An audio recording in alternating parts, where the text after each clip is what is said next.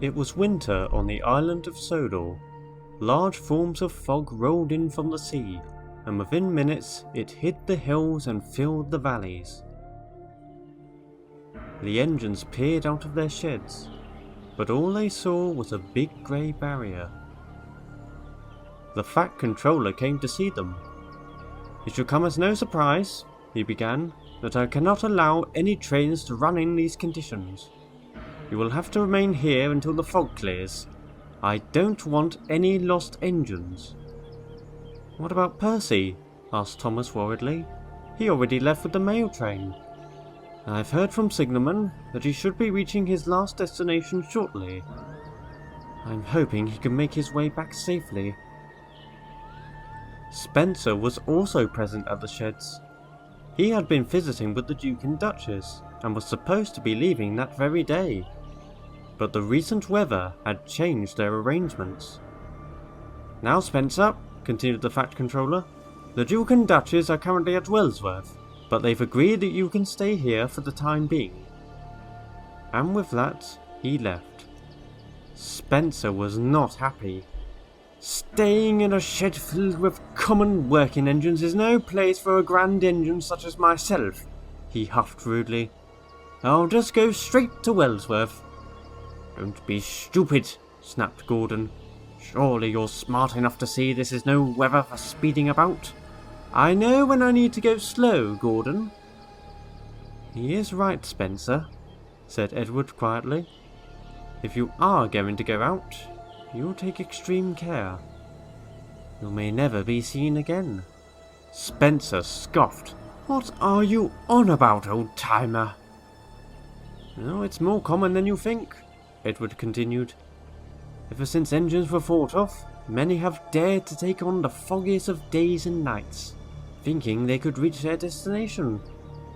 Some of them, or most of them, did not succeed. No one knows how or why, at least not entirely, but they would simply vanish, as if the fog had a mind of its own, and ripped them from existence. Railwaymen will claim that when the fog is at its thickest, you can hear the whistles of those lost engines, wailing and howling all around. Perhaps they're a warning, or a call for help." The engines shuddered at the story, except for Spencer, who just laughed. "Come now, you lot. I love a good ghost story like any other, but don't go wandering around claiming it as fact. Now, if you don't mind, Wellsworth awaits." With that, Spencer steamed snootily out of the sheds.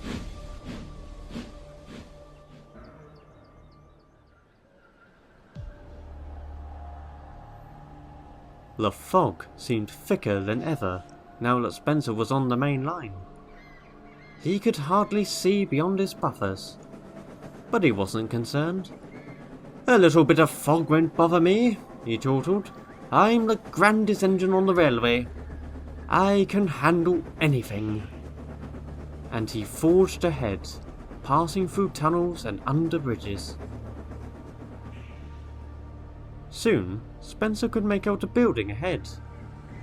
He soon saw it was a station. He slowed down and looked closely at the name board. It read Crosby. "Not long now," he smiled. "Next stop, Wellsworth." As he began to leave Crosby behind, however, he started to hear a strange sound ringing in the air. Spencer listened carefully. It sounded like the echoing howl of an animal. "What on earth is that?" he huffed. He tried to think of what it could be, but he couldn't identify it. He was so distracted that he didn't notice a gradual swerve to his left. Through the fog, Spencer began to spot small black masses in the distance. They were on his level and looked to be near the track, or perhaps on the track itself. "Is someone there?" he called, but there was no reply. As he got closer, the masses began fading away, until there was nothing left. Spencer felt very confused, but not for long. The tracks began diverging, until there were several lines all around. He was certain he knew what that meant. "I've made it," he declared triumphantly. "I knew I could do it." He blew his whistle excitedly, but then he heard a very unexpected voice. "Is that you, Spencer?" Spencer came to a stop, and to his surprise, there, in an open shed next to him, was Toby, sitting quietly to himself. "Fancy seeing you here," he puffed. "What are you doing running about in the fog?" "I could ask you a similar question," retorted Spencer. "Since when have you worked at Wellsworth?" Now, Toby was the confused one. "Wellsworth? This isn't Wellsworth. It's Elsbridge." Spencer then spotted a building and set of platforms ahead in the fog. "Don't be ridiculous, Toby," he scoffed. "Look, the station's right there." He trailed off as he got closer. All he saw were 2 platforms and a footbridge that connected to a station building above a small hill. Spencer went red with embarrassment. "Oh, bother," he groaned. "This isn't Wellsworth at all." "Oh, evidently not," chuckled Toby. "Well, never mind, Spencer. You might as well stay here for now." No thank you, Toby," Spencer sniffed. "Shed facilities such as these are no place for grand engines. I can find my way to Wellsworth just fine." Without another word, Spencer steamed away into the fog. Toby watched on, unimpressed and a little worried. Spencer had left the station far behind him. He was determined to never make such a foolish mistake again. "I can't let this stupid fog stop me," he huffed. As he continued on though, he heard that unusual howling again. But it wasn't just one howl this time. Now there were several, coming from all directions. Spencer listened as closely as he possibly could. And when he did, the sounds were more familiar. They were whistles, long echoing whistles belonging to engines. Some were louder than others, and some had different tones. Spencer began to feel nervous. Edward's story came back to him. "It is just a story, is it?" he thought to himself. Suddenly, several black masses emerged in front of him. They quickly surrounded him, swirling in a big circle. Spencer wasn't sure, but they seemed to be taking on the forms of engines. What is the meaning of this? Who are you?" he growled. He got no reply.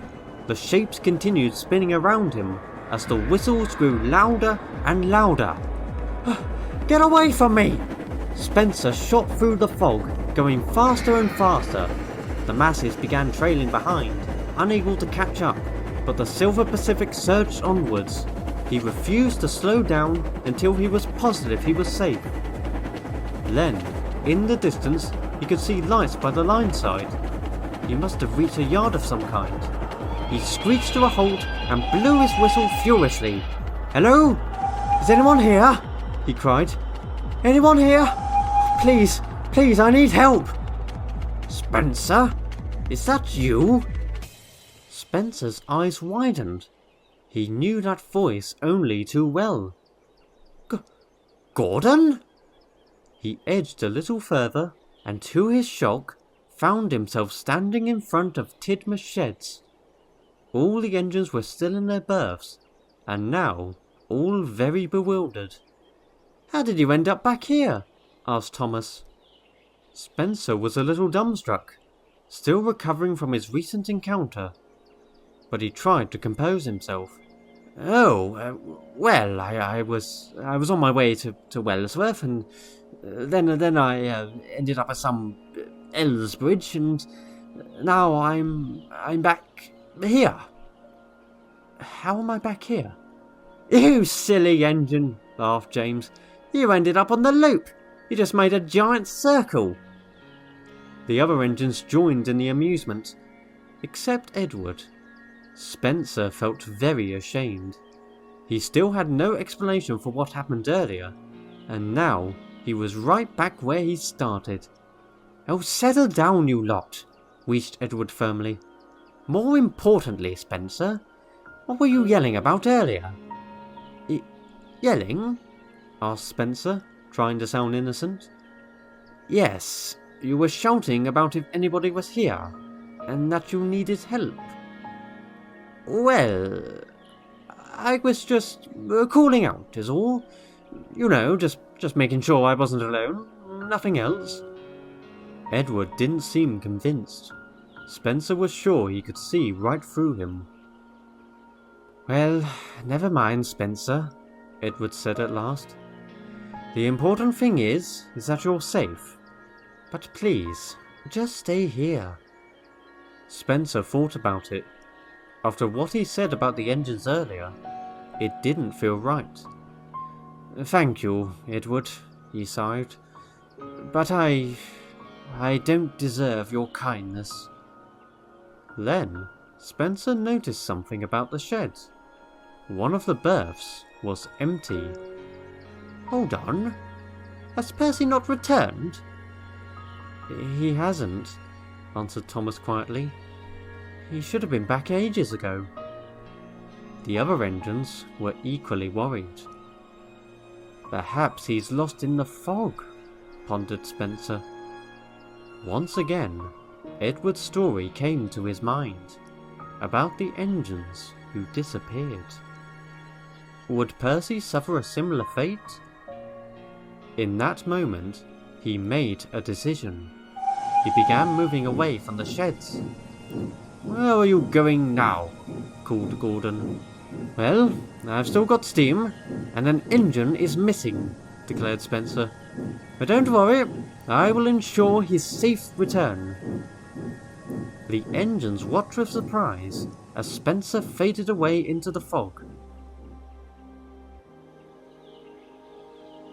Spencer trundled through the fog once more, now at an even slower speed than before. He wasn't fully confident, and he dreaded the thought of hearing those whistles again. But he pressed on. I must find Percy. I must find Percy. Then he heard a faint noise in the distance. He felt a chill down his boiler as he instantly recognized the sound as a whistle. But as he listened closer, it was different from the others. It wasn't as echoey and had a much higher pitch. It took him a few more seconds to realize it. That's Percy, he cried. He's somewhere ahead. Spencer charged forward. He rounded a corner and... Percy! Sure enough, there he was, sitting motionless on a siding and looking very pale. Spencer? He whispered. Is that you? Of course it's me, Spencer laughed. But are you alright? Well, I was on my way home after pulling the mail, and the fog got really bad, so I decided to stay here, hoping it will get better. He paused. And then I keep hearing strange noises, like they sound like whistles, but I don't recognise any of them. Spencer gulped. Yes, well, I've heard them too. Percy perked up. You have? It's not just me? Yes, Percy. I don't know what they are. All I know is that we're getting out of this together. Come along, everyone is waiting. Spencer coupled up to Percy, and the two set off back down the line. Both engines were quiet the whole time, listening for the smallest of sounds. Spencer was sure he could see those faint black shapes at times, and was positive he could hear those howling whistles around them. But he didn't care. All he cared about was ensuring that whatever was out there would not beat them. After what felt like hours, large lights came into view. The engines collectively sighed in relief as they had finally returned to Tidmouth Sheds. The engines gave an almighty whistle in welcome. "Thank you, Spencer," chuffed Percy. "Would you like to stay here until the fog lifts?" Spencer looked around the sheds. The engine seemed happy and grateful. After bringing Percy home, Edward said, "You are certainly more than welcome to do so." And finally, Spencer gave a huge smile. "Thank you all. I would like to very much."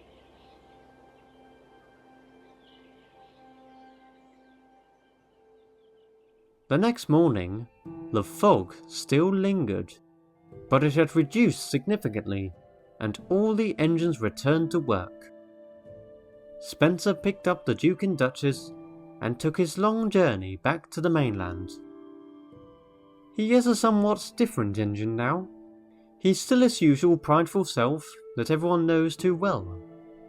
But on misty days and nights, he always takes extreme caution, for he knows the fog can be very dangerous, in more ways than one.